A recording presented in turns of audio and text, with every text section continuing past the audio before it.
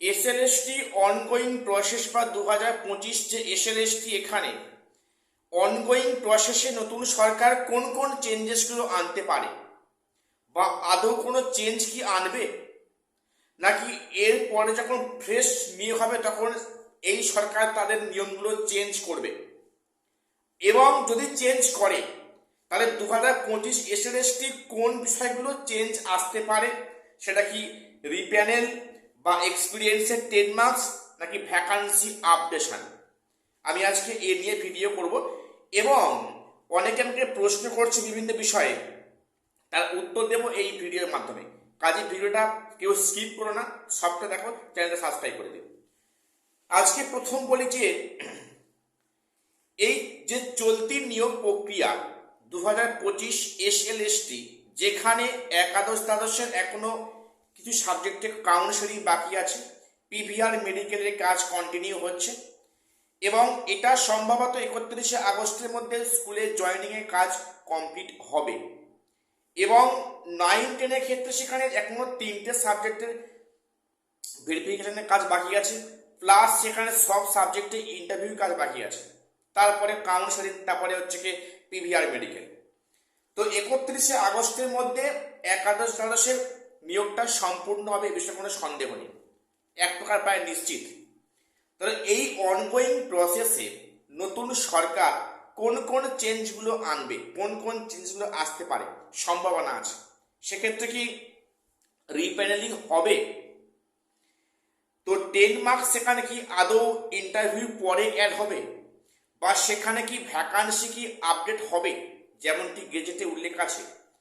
দেখো, আমাকে আজকে প্রশ্ন করেছে কিছুক্ষণ আগে যে আপনি যে বলেছিলেন রিপ্যানেলটা হবে, রিপ্যানেল কি আদৌ হবে? তো না হলে আপনি কি করবেন? প্রথম বলি, আমি কোনো ভগবান নয়, আমি যেটুকু বলি আমার নিজস্ব মতামত বা বিভিন্ন ফ্রেন্ডদের কাছ থেকে নেওয়া মতামত তোমাদের সামনে প্রকাশ করি। আমি নিজে কখনো 100% সঠিক নয়, এটা এটা কেউই নয়, কোনো ব্যক্তি নয়। এই পৃথিবীতে কোনো ব্যক্তি কিন্তু 100% পারফেক্ট হতে পারে না, সেখানে আমি যেটা কোন দূর চাই। তো আমি যেখানে তোমাদের খবরগুলো বলি আমার বিভিন্ন ফ্রেন্ড সার্কেলে বা বিভিন্ন ব্যক্তির কাছ থেকে যে পাওয়া খবর তার ভিত্তিতে তোমাদের সামনে প্রকাশ করি। কাজেই এটা রিপ্যানেল আমি বলেছি হবেই, না হলে কি করবেন, এগুলো মনে হয় বোকার মতো প্রশ্ন হয়ে যাচ্ছে। প্রথম বলি যে দেখো, এই যে নিয়োগগুলো কন্টিনিউ হচ্ছে অনগোয়িং, সেখানে একাধিক অসঙ্গতি আছে। তো সেখানে এক্সপিরিয়েন্সের 10 মার্কস গেজেটে উল্লেখ আছে যে এক্সপিরিয়েন্সের 10 মার্কসটা আফটার ইন্টারভিউ অ্যাড করতে হবে। সেটা কি করলো, আগের সরকার জোর করে সেখানে কিন্তু ইন্টারভিউ পর আগে অ্যাড করলো, যেটা ইন্টারভিউ পরে অ্যাড করার কথা ছিল। আচ্ছা, এটা কি গেজেটকে অমান্য করা হচ্ছে না? এর এগেনস্টে কোনো স্টেপ হবে না? বা সেখানে বিভিন্ন বিষয়ে যে অসঙ্গতিগুলো আছে, সেখানে গেজেটে উল্লেখ আছে ভ্যাকান্সি আপডেট করে নিয়োগ করতে হবে, সেখানে তো আগের সরকার বলছে ভ্যাকান্সি বাড়ানো হবে না। তাহলে এগুলো কি গেজেটকে অমান্য করা হচ্ছে না? এর এগেনস্টে কোনো স্টেপ নেবে না সরকার? নেওয়া তো উচিত, নেওয়া তো অবশ্যই উচিত। এক্সপিরিয়েন্সের 10 মার্কসে কবলে পড়ে বহু বঞ্চিত ফ্রেশার্সরা আজকের প্রায় রাস্তায় বসেছে। 60-এ 60 পেয়ে, 70-এ 70 পেয়ে, 100% মার্কস পেয়ে তারা ডাক পায়নি। এটা কেন হয়েছে? এটা আর বিশ্বে কোথায় হয় এই বিষয়টা? এটা কি ইন্ডাস্ট্রিজ নয়? তাহলে এর এগেনস্টে কি স্টেপ নেওয়া কি উচিত নয়? আমরা সেটাই বললাম যে এটাকে এর এগেনস্টে স্টেপ নেওয়া উচিত। যোগ্যদের ফ্রেশার্সদের পরীক্ষায় ফি দিয়ে বসানো হয়েছে, ফুল মার্কস পেলে তাদের ডাকা হবে না ইন্টারভিউতে। এটা কি ধরনের বৈষম্য? এখানে তো ইন্ডাস্ট্রিজ তো হয়েছে, সেটা কেন সেটাকে রিফেয়ার করা হবে না? কেন সেখানে রিপ্যানেল করা হবে না, এটা আমার দাবি ছিল। তো প্রথম বলি, একটা ব্যক্তি তো সবাইকে খুশি করতে পারে না, ঠিক আছে? তো যাই হোক, এটা রিপ্যানেল হওয়া উচিত। তো এখন এই সরকার যেটা চাইছে যে অনগোয়িং প্রসেসে কিন্তু আর বেশি মাথা ঘামাতে রাজি নয় এই সরকার, এটা পরিষ্কার কথা।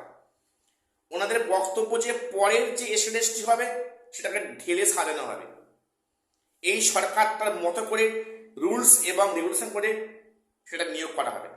কিন্তু এই যে চলতি যে প্রক্রিয়াগুলো হচ্ছে, এখানে সরকার খামোখা মাথা ঘামিয়ে আর বিষয়টাকে লেন্দি করতে চাইছে না। এই সরকারের কাছে এই 2025 একটা পাপের সমান। এটাকে মানে সরকার বলে এই সরকার হাফ ছেড়ে বাঁচে, কারণ সরকার জানে এখানে প্রচুর দুর্নীতি হয়েছে। 2025 প্রচুর দুর্নীতি অনিয়ম হয়েছে, কাজে এখানে তারা বেশি আর মাথা ঘামাবে না বিষয়টা লেন্দি হওয়ার কারণে। কাজে এখানে তো রিপ্যানেল আদৌ হবে কিনা সেটা এখনো বোঝা যাচ্ছে না, বা এক্সপিরিয়েন্সের 10 মার্কস কি আদৌ ইন্টারভিউ পরে না আগে যোগ হবে সেটা কিন্তু এখনো ক্লিয়ার হচ্ছে না। যেটা খবর কিন্তু আগামী 7 তারিখের মধ্যে, জুনের 7 তারিখের মধ্যে উচ্চ পর্যায়ে বৈঠক আছে। তার মধ্যে শিক্ষামন্ত্রী সোমবার নাগাদ নিযুক্ত হয়ে যাচ্ছেন, বিভিন্ন ব্যক্তিরা মন্ত্রিত্ব পেয়ে যাচ্ছেন, একটা উচ্চ পর্যায়ে বৈঠক হবে। সেখানে ঠিক হবে যে এই চলতি নিয়োগ প্রক্রিয়াতে সরকার কোনো চেঞ্জেস আনবে কিনা, বা সেটা আনলে কি আনবে, ওটা ঠিক হবে। এবারে যেটা আমার মনে হয় এগুলো চেঞ্জেস আনার দরকার আছে, এগুলো ইনজাস্টিস হয়েছে পরিষ্কার। এবারে যে ভ্যাকান্সি আপডেট হবে কিনা এটা আমাকে প্রশ্ন করেছো কয়েকজন, আর সকালে যে ভ্যাকান্সি আপডেট হবে কিনা, যাতে করে কিন্তু অনেক চাকরি পাবে ওয়েটিং এর ক্ষেত্রে। ভ্যাকান্সি আপডেট হতে পারে, সেটা মানে ভ্যাকান্সি লিস্ট যে পাঠিয়েছে সেটা 3 তারিখের মধ্যে লিস্ট পেয়ে যাচ্ছে শিক্ষার্থীগুলো। সেখান থেকে তারা ডিসিশন হবে যে আদৌ এই অনগোয়িং প্রসেসে কোনো সিট বাড়ানো হবে কিনা, যেমনটি গেজেটে উল্লেখ আছে, মানে ভ্যাকান্সি আপডেট হবে কি না। তবে হওয়ার কিন্তু সম্ভাবনা একটু হলেও অবশ্যই আছে, একেবারে তা নয়, একটু হলেও কিন্তু সুযোগ অবশ্যই আছে। রিপ্যানেলিং হবে কিনা, 10 মার্কস ইন্টারভিউ পরে অ্যাড হবে কিনা, বা ভ্যাকান্সি আপডেট হবে কিনা, এটা আমাদের জানতে হলে ওয়েট করতে হবে আপ টু 7 জুন অবধি। তারপরে বিষয়টা পরিষ্কার হবে যে এই সরকার অ্যাকচুয়ালি কোন কোন ক্ষেত্রে চেঞ্জেস আনছে, বা আদৌ চেঞ্জেস আনছে কিনা। তো যাই হোক, প্লিজ কেউ ভুল বুঝবে না কথা থাকে, এবং প্রত্যেকে ভিডিওটা পুরোটা দেখে অবশ্যই কমেন্টস করবে।